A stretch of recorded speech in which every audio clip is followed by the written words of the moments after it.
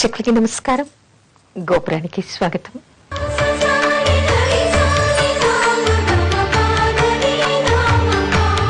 తీర్థం తీసుకున్నాక తలకి రాచుకుంటే దోషమా? అసలు తీర్థం తీసుకున్నాక చాలా మంది చాలా గుళ్ళల్లో మనకి కనిపించేటువంటి విశేషం ఏమిటంటే తీర్థం తీసుకుంటారు, హాయిగా తలకి రాచేసుకుంటారు. చాలా మంది చదువుకున్న వాళ్ళు కూడా కనిపిస్తూ ఉంటారు. అసలు తీర్థాన్ని తలకి రాచుకోకూడదు.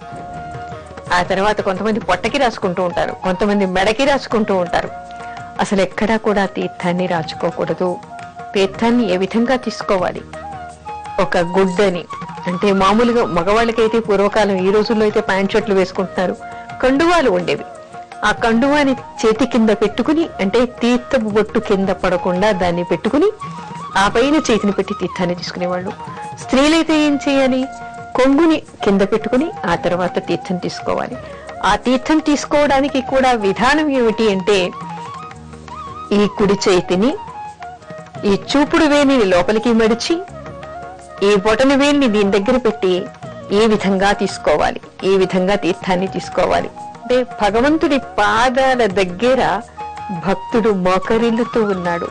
అంటే తన అహంకారాన్ని తగ్గించుకొని తల వంచి నమస్కరించి ఆ పాదోదకాన్ని పవిత్రమైనటువంటి తీర్థంగా తీసుకుంటూ ఉన్నాడు.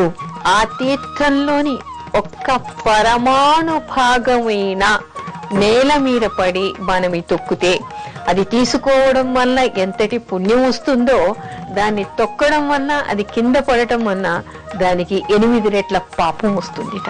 అంటే ఏమిటి? తీర్థపు చుక్క ఒక్కటి కూడా కింద పడకుండా, కింద పడడానికి వీల్లేని విధంగా తీర్థం ఇచ్చేటువంటి వాళ్ళు జాగ్రత్తగా ఇవ్వాలి.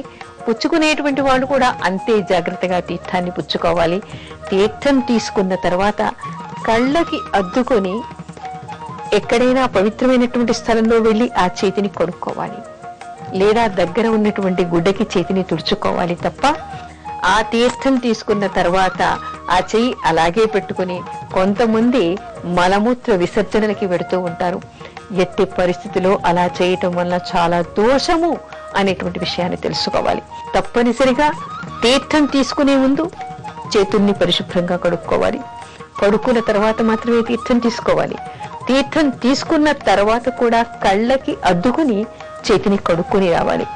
కొంతమంది ఈ రోజుల్లో ఏమిటంటే ఒకే ప్రాంగణంలో 4-5 దేవాలయాలు ఉంటాయి, 4-5 దేవతామూర్తులు ఉంటాయి. ముందు ఒక దేవాలయంలోకి వెడతారు, ఆ పూజారులు కూడా తీర్థం ఇస్తారు. వీళ్ళు ఒక గుడిలో తీర్థం తీసుకుంటారు, ఆ తీర్థాన్ని తాగేస్తారు. కొంతమంది జురుగుని పెదాలకి అందించుకొని కూడా తాగేస్తూ ఉంటారు. తాగించిన తర్వాత ఆ చేతిని కాస్త తలకి బాగా రుద్దేసుకుంటారు. రుద్దేసుకుని మరో గుళ్ళోకి వెడతారు. ఆ గుళ్ళోకి వెళ్ళిన తర్వాత అతను మంత్రపుష్పం చెప్పి పూలు ఇస్తాడు. ఆ ఎంగిరి చేత్తో, తలకి రాచుకున్న చేత్తోనే ఆ పువ్వులు తీసుకుని దేవుడికి అర్పిస్తారు. పూజ చేస్తారు. కొంతమంది దేవుడి మీద అక్షతలు వేస్తుంటారు, పూలు వేస్తూ ఉంటారు. అర్చన చెప్తే అక్కడ చక్కగా అర్చన కూడా చేసేస్తారు ఎంగిలి చేతులతో. చేసి ఆ తర్వాత మళ్ళీ తీర్థాన్ని పుచ్చుకుని ప్రసాదం తింటే కూడా తినేసి అక్కడి నుంచి వెళ్ళి ఆ ప్రాంగణంలో ఉన్నటువంటి మరో దేవుడి దగ్గర వెళ్ళి మళ్ళీ అర్చనలు చేస్తారు.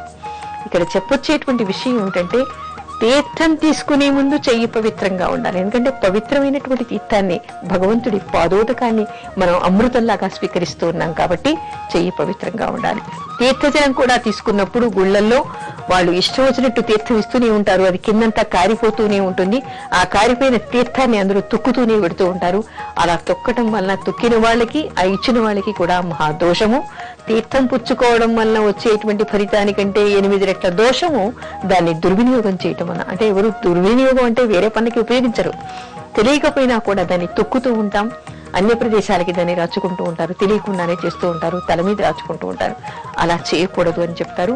అందుకని అది మహాదోషం. కాబట్టి తీర్థాన్ని పవిత్రమైనటువంటి జలంగా, ఒక మహిమాన్వితమైనటువంటి తీర్థంగా దాన్ని స్వీకరిస్తున్నాం కాబట్టి అంతే పవిత్రంగా దాన్ని ఉపయోగించుకోవాలి. ముందు వెనుక కూడా చేతులు కడుక్కోవడం, వీలైతే పరిశుభ్రంగా ఉండడం నేర్చుకోవాలి. తీర్థాన్ని ఎక్కడ కూడా పారపోయకూడదు.